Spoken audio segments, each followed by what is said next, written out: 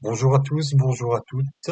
Je suis très très heureux de vous retrouver après quelques péripéties avec le son au niveau de l'ordinateur. Et, et bon, il y avait sans doute une raison. Mais bon, en tout cas, voilà, je suis très très heureux de pouvoir de nouveau communiquer avec vous. Alors, euh, ne vous attendez pas à ce que je fasse des vidéos tous les 5 jours parce que euh, il faut que je vous laisse travailler aussi, hein, voilà. Vous avez vu comment ça fonctionne. Mais bon, là, comme c'est un jour assez particulier, je voulais partager un petit moment avec vous. Donc, nous sommes le mardi 31 décembre 2024. Nous fêtons les Saint-Sylvestre. Bonne fête, pardon, au Sylvestre.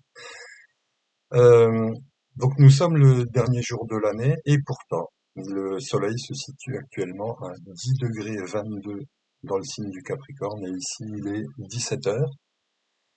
Donc 10 degrés 22, 2, 4, 6. Donc depuis 8 heures à peu près, euh, nous sommes entrés dans le premier jour astrologique de l'année. Et donc ce jour-là, aujourd'hui, qui précède Nouvel An, et qui se situe le lendemain de, de la nouvelle lune. Donc aujourd'hui, c'est un jour très particulier, c'est un jour Métatron, donc c'est un jour où il faut s'engager dans quelque chose. S'engager donc avec l'archange Métatron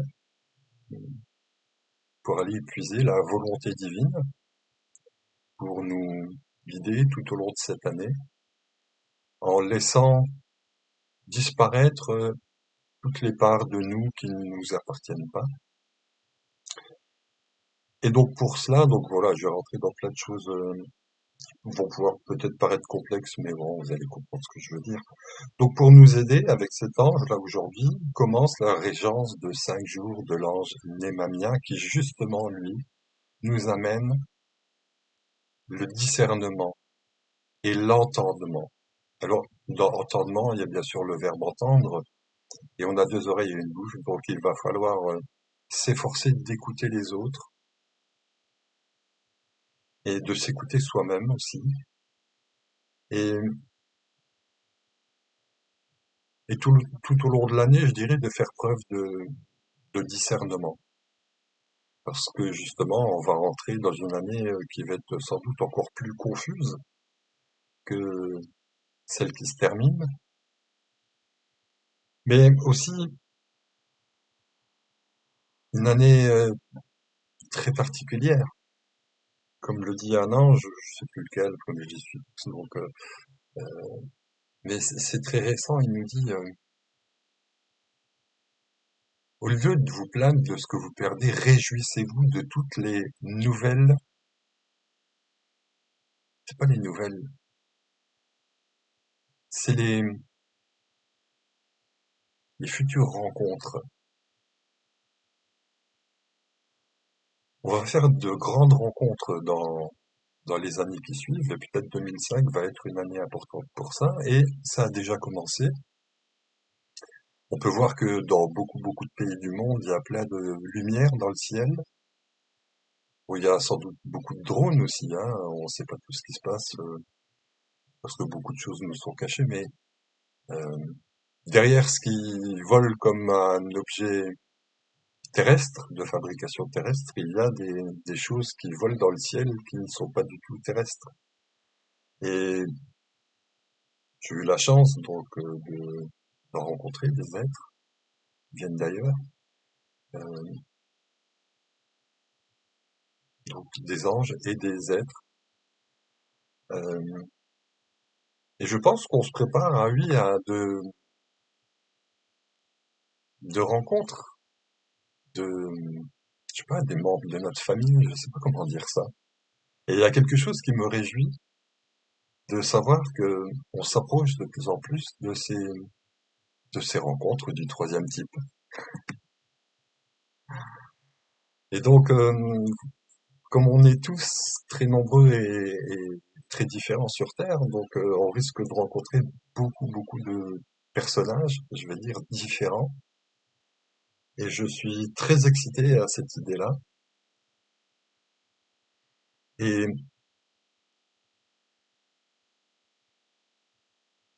les anges précédents, Poyel, en l'occurrence, nous parlent aussi de ces futures rencontres-là, qui seront chaque année un peu plus proches.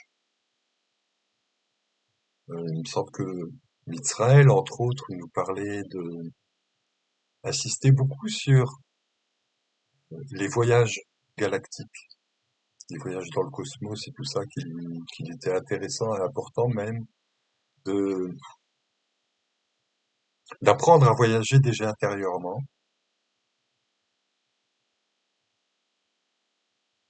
parce que oui, je crois que ça va se réaliser dans la matière. C'est assez difficile de vous expliquer ce que je peux percevoir, hein, mais après voilà, c'est ma perception, hein, vous en ferez ce que vous voulez. Mais voilà, en tout cas, euh, les mamiens,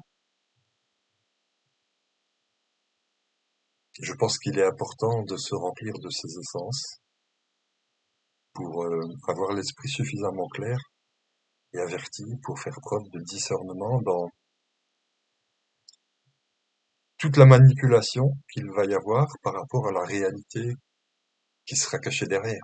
Parce que voilà, tous ces objets-là qui sont terrestres, on les voit devant nous, derrière il y a des lumières.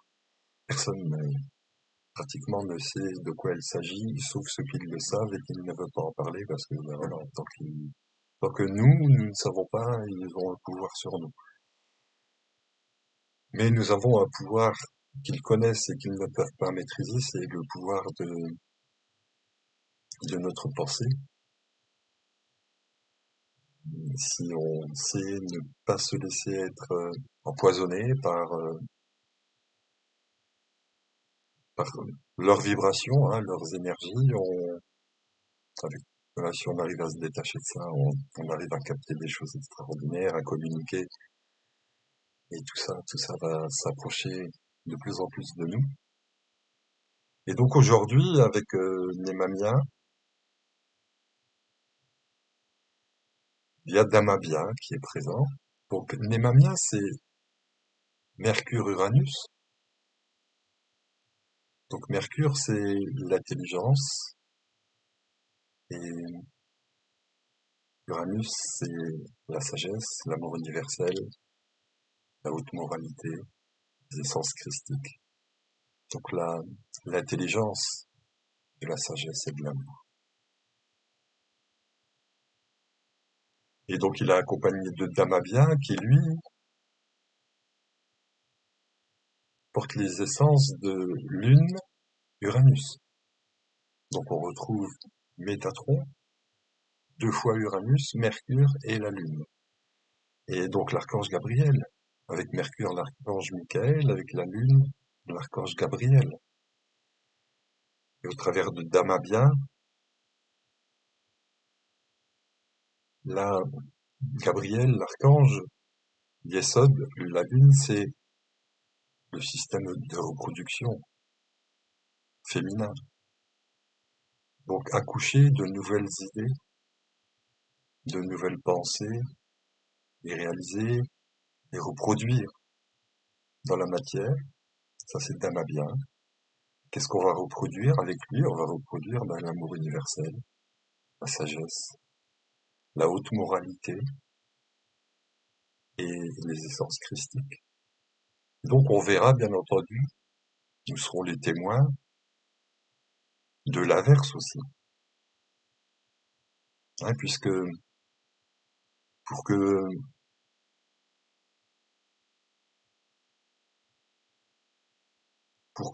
nous puissions toucher la lumière, nous allons être les témoins de tous ces paradoxes. Et comme le dit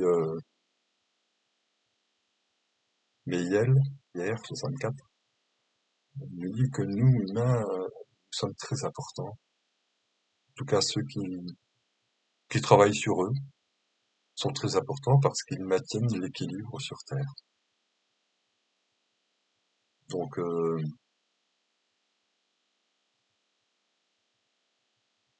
c'est intéressant de bien démarrer avec beaucoup d'équilibre. La main bien, c'est un ange qui nous aide à nous libérer des sortilèges. Alors on se lance souvent à soi-même des sortilèges sans en avoir conscience, mais plus on travaille sur soi dans le principe, plus on s'en rend compte et mieux on arrive à s'en débarrasser assez aisément, hein. Faut tout confier au ciel. Donc voilà, et puis donc les jours qui suivent, donc demain, le 1er janvier, donc on démarre, on n'arrête pas de démarrer en fait ce cycle-là, mais dans un deuxième temps, on va démarrer demain avec l'archange Raziel, l'archange justement de Chorma Uranus, et avec l'ange Manakel, l'ange 66, qui est l'ange qui nous apprend à faire justement le discernement entre le bien et le mal. Et donc c'est très intéressant de travailler avec cet ange pour aller voir tous les conditionnements qui fait que on a besoin d'aller équilibrer nos parts d'ombre, parce que nous sommes ombre et lumière, hein, et parfois il y a, enfin, depuis longtemps il y a des équilibres, et là on arrive à un paroxysme de ce déséquilibre, et c'est ce qui nous pousse justement à retrouver cet équilibre. Donc Manakel va être très intéressant pour ça. Manakel 66, c'est lune Saturne, lune Saturne. Donc Saturne, c'est les lois d'en haut, hein, c'est les lois cosmiques, les lois universelles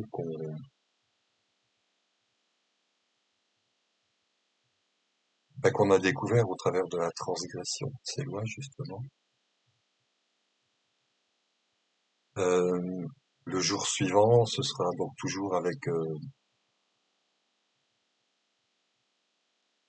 tellement d'anges, toujours avec les Mamiens. Donc le troisième jour, nous serons avec 67 et Yaël. Et Yaël, euh, on est dans des essences qui sont très très féminines et très mère, très maman. Et donc là, on sera avec Yaël, c'est donc la Lune et Jupiter, donc c'est un grand pouvoir d'amour pour notre mère terrestre, notre mère la Terre, notre mère divine, et la mère intérieure de chacun d'entre nous. Et les anges lunaires nous permettent justement d'exprimer la douceur de la mer. Et Yaël, oui, c'est l'ange des mamans, c'est l'ange des papas-mamans, c'est l'ange de tous les gens qui travaillent avec les enfants. Donc, pour pouvoir transmuter ce paroxysme qui existe sur Terre entre ceux qui s'occupent bien des enfants et ceux qui les maltraitent, c'est d'abord à nous individuellement de nous conduire correctement, avec beaucoup d'amour, mais avec une certaine fermeté, parce que ben voilà, Dieu, si on peut dire que Dieu c'est une main de fer dans un gant de velours, Keter, Chochma, Neptune, Uranus. Et donc, et Yael nous aide beaucoup à ça. C'est l'ange des nourrices, entre autres. Euh, donc le quatrième jour, nous serons avec 68, Rabouya. Rabouya, qui est l'ange de la guérison.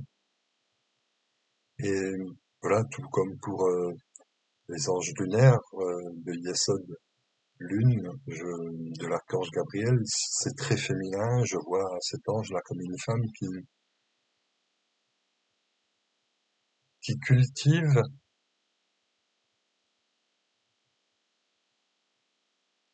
Alors, on peut le voir de manière extérieure ou intérieure, mais un jardin où, où elle sait aller cueillir les plantes qui guérissent pour faire des décoctions, des- et comme une sorcière dans un laboratoire.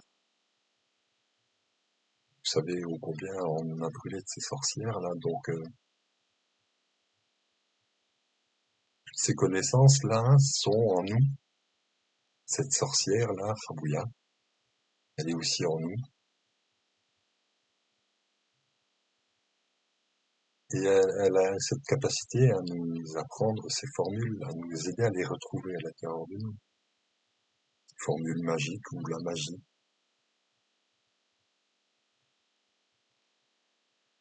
Et donc le 5e jour de la régence de Némamia, nous serons avec 69, Rochelle, Rochelle, l'ange de la mémoire. Donc il y a un rapport avec les, les, les anciens mondes, hein, surtout Atlantide, qui est une des dernières civilisations la plus proche de nous, hein. Et Rochelle, c'est l'ange de la restitution. Donc avec cet ange-là, voilà, on pourra, avec beaucoup, Némamia et Rochelle, c'est-à-dire, alors attendez, Némamia c'est le discernement et Rochelle c'est la restitution. Donc on va les discerner pour restituer. Donc on est avec Lune Mars. Rochelle c'est Lune Mars, donc avec beaucoup de force, beaucoup de puissance. On va pouvoir, on peut dire, se dégager de tout ce qui nous rendre, voilà, tout rendre. Je préfère cette image-là de prendre, voilà. Toutes ces choses à moi, là, ne m'appartiennent pas. Elles appartiennent à quelqu'un. Donc je les rends. Donc on sentir un mouvement, les faire hors de soi, voilà, je les rends à leur propriétaire. Et puis après, on remet ses mains comme ça, une fois qu'on a sorti, qu'on s'est bien dégagé de tout ce qui ne nous appartient pas. Faut surtout pas laisser d'espace vide. On va faire de nouveau un creux avec ses mains, une coupe, et on va accueillir tout ce qui traîne partout depuis des temps immémoriaux. On va récupérer ce qui nous appartient, notre héritage légitime. Voilà, je sais pas trop comment ça se passe, mais voilà, plus on le fait, plus ça fonctionne. Et donc voilà, 5 jours extraordinaires, que je vous souhaite en tout cas extraordinaires. Donc je ferai une vidéo l'année prochaine. Donc je vous ferai mes vœux à ce moment-là. Je fais jamais mes vœux avant que le soleil se soit levé le 1er janvier. C'est important pour moi. Et donc je vous souhaite un merveilleux réveillon, beaucoup, beaucoup d'amour, beaucoup de lumière, une grande paix, et voilà, extra- voilà, il faut absolument s'extraire de, de tout ce qui peut faire baisser nos énergies. Et on peut très facilement et très rapidement maintenant les relever puis, et puis passer de bons moments. C'est ce que je vous souhaite. Voilà, je vous remercie pour votre attention, merci euh, pour tout ce que vous m'offrez tout au long de l'année.